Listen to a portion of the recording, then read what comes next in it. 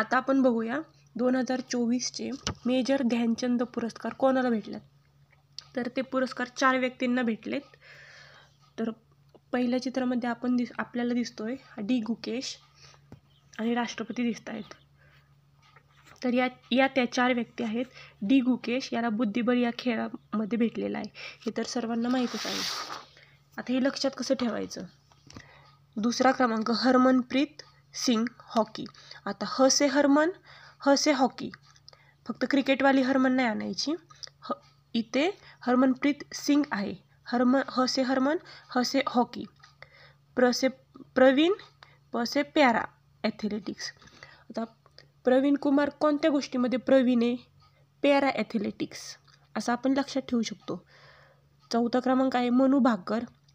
Manu name, त्याच्यामुळे मनू भाकर नेमबाजी या खेळाशी संबंधित आहे.